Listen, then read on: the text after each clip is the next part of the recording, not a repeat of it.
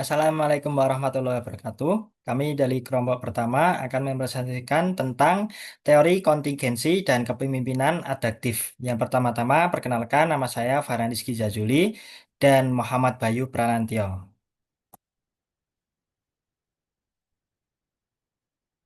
Untuk yang pertama, saya jelaskan tentang tujuan pembelajaran, yaitu yang pertama, bab ini dirancang untuk membantu kita memahami bagaimana konteks dan situasi sangat mempengaruhi efektivitas kepemimpinan. Tidak semua gaya kepemimpinan cocok di semua kondisi. Oleh karena itu, bab ini menekankan pentingnya kepemimpinan untuk fleksibel dan mampu menyesuaikan pendekatannya. Kita juga akan mempelajari berbagai teori kontingensi dan bagaimana penerapan di organisasi nyata. Selain itu, kita akan memperoleh pedoman tentang bagaimana menjadi pemimpin yang adaptif, khususnya saat menghadapi krisis. Contohnya, di perusahaan teknologi seperti Gojek, seorang product manager memimpin tim developer dengan gaya yang sangat kolaboratif dan partisipatif. Sementara itu, pimpinan di customer service harus menerapkan gaya yang lebih arahan dan cepat dalam mengambil keputusan karena ritme kerja yang cepat dan tekanan dari pelanggan.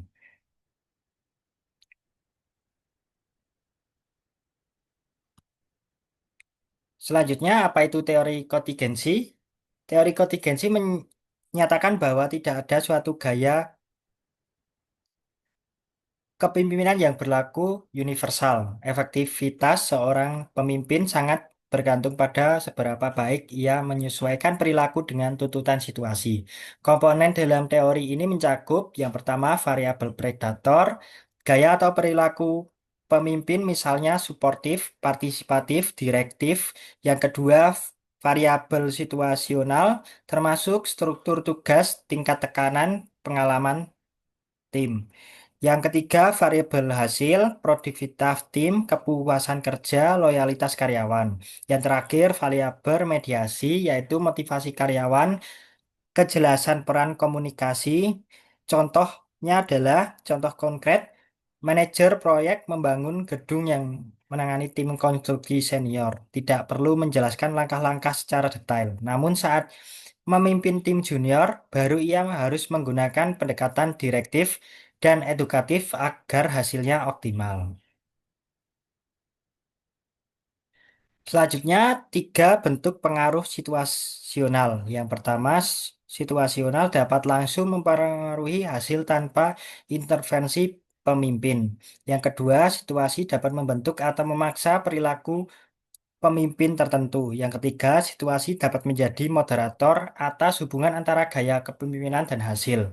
Contohnya, dalam tim sales yang sangat kompetitif dan insentif tinggi, karyawan akan tetap bermotivasi meski pemimpinnya kurang suportif. Namun pada tim riset yang butuh bimbingan dan motivasi internal, gaya kepemimpinan yang suportif menjadi kunci. Ringkasan teori kontingensi. Tabel ini menjelaskan perbedaan fokus dari masing-masing teori, kontingensi, serta penerapan dalam situasi nyata di organisasi. Salah satu contohnya adalah teori PET Goal, fokusnya pada pemimpin memfasilitasi jalur ketujuan. Contohnya adalah manajer pemasaran menyusun rencana detail untuk membantu tim mencapai target bulanan. Yang kedua, situasional, fokusnya adalah gaya disesuaikan dengan kepatangan bawahannya. Contohnya, supervisor mendampingi staf baru dan mulai mendelegasikan ketika mereka lebih mandiri. Teori selanjutnya adalah substitus. Fokusnya, fok- faktor lain menggantikan fungsi pemimpin. Contohnya adalah tim R&D senior yang bekerja mandiri dengan sistem kerja Agile. Selanjutnya adalah LPC, berfokus pada efektivitas gaya tergantung situasi. Contohnya gaya hubungan cocok saat kerja tim kreatif. Gaya tugas cocok saat krisis deadline. Selanjutnya, cognitive resources, berfokus pada efektivitas tergantung kecerdasan dan tekanan.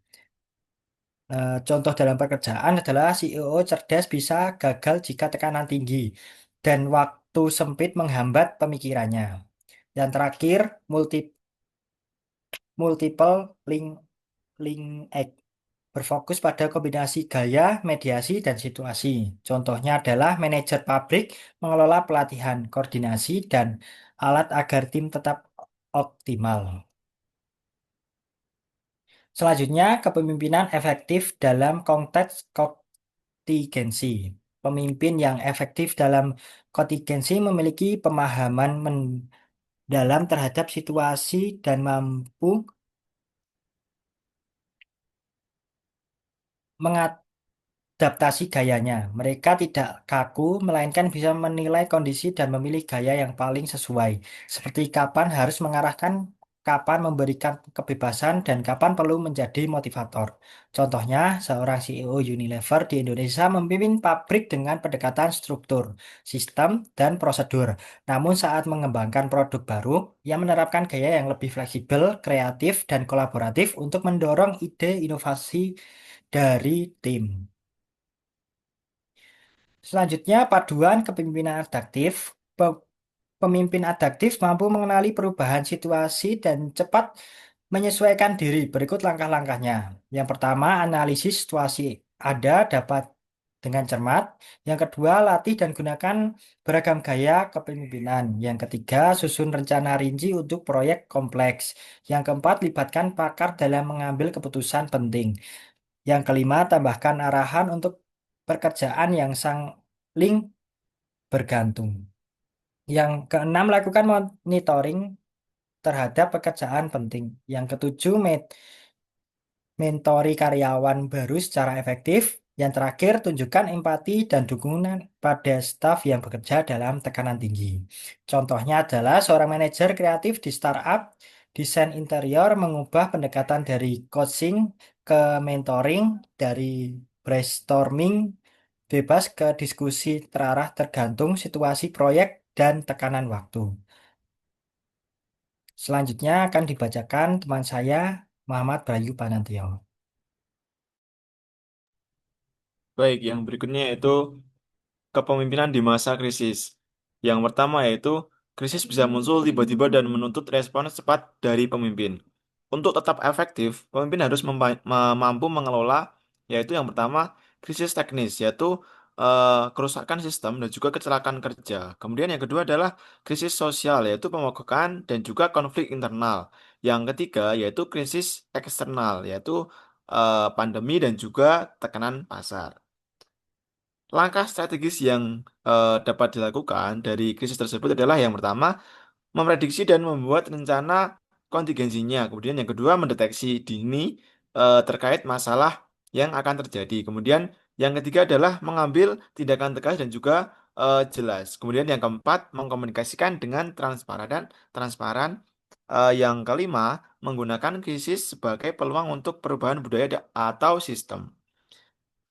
Dapat diambil contoh dari krisis dan langkah tersebut adalah saat COVID-19 itu merebak, Tokopedia membentuk gugus tugas, memastikan keselamatan stafnya, juga mempercepat kerja jarak jauh dengan eh, menjaga komunikasi aktif antar divisi.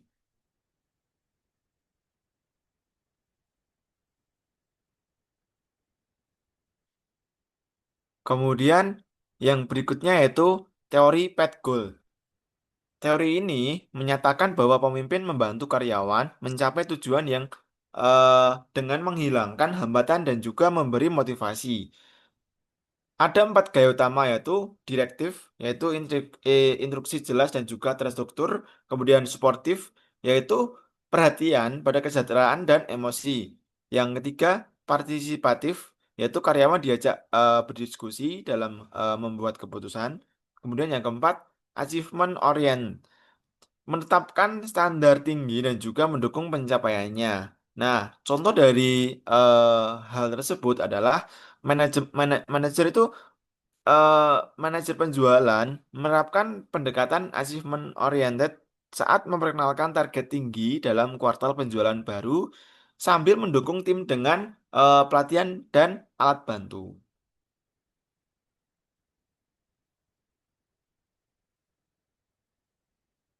Yang berikutnya itu multiple linkage model. Model ini menekankan hubungan kompleks antara gaya pemimpin yaitu perintah, arahan dan juga penguatan. Kemudian variabel mediasi yaitu motivasi, koordinasi dan juga kejelasan peran. Kemudian faktor situasional yaitu struktur, sumber daya dan juga waktu. Kemudian kinerja akhir yaitu produktivitas dan juga efisiensi. Nah, contohnya adalah manajer logistik di pabrik tekstil yang menghadapi lonjakan permintaan itu harus cepat menyesuaikan shift kerja, memperbaiki koordinasi antar divisi, dan juga memotivasi staf untuk bekerja lembur secara sukarela.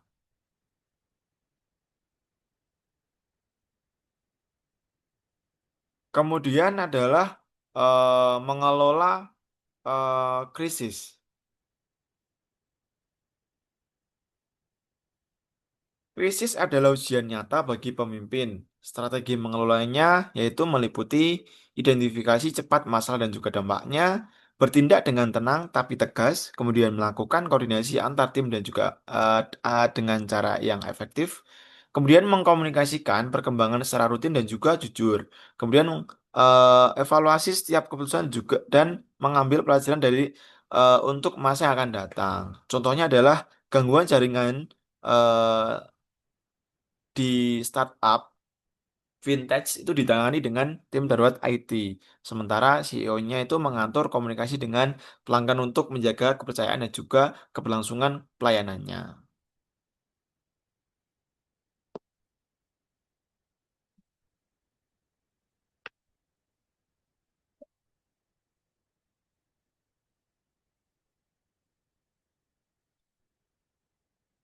Nah, berikutnya itu kelemahan dari teori kontingensi.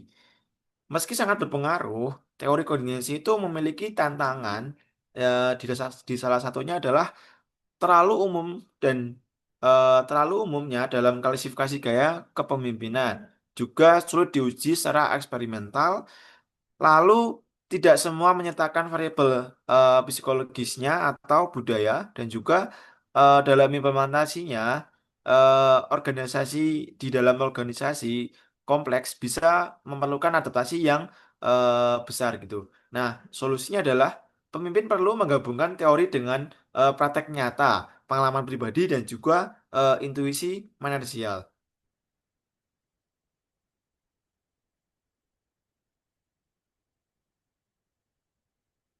Kemudian berikutnya adalah karakteristik pemimpin efektif. eh, Pemimpin yang sukses memiliki kemampuan diantaranya fleksibilitas tinggi dalam penyesuaian gaya, kemudian kepekaan emosional dalam membaca situasi, cepat belajar dan tanggap perubahan, kemudian komunikatif, terbuka dan persuasif, dan terakhir adalah menjunjung integritas dan etika dalam setiap keputusan. Nah, contohnya dari karakteristik tersebut adalah direktur dari HR Global menyesuaikan pendekatan antara budaya kerja Eropa yang terkesan lebih formal dan budaya Indonesia yang lebih bersifat secara relasional dan juga harmonis seperti itu.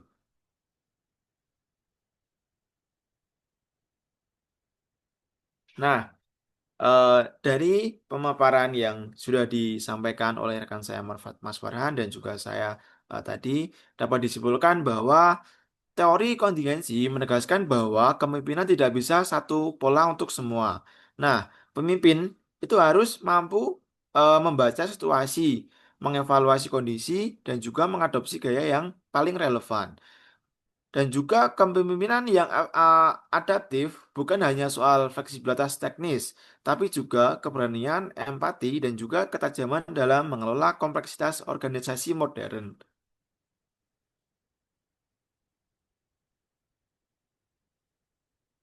Sekian hasil pemaparan diskusi kami. Kurang lebihnya mohon maaf. Saya akhiri. Wassalamualaikum warahmatullahi wabarakatuh.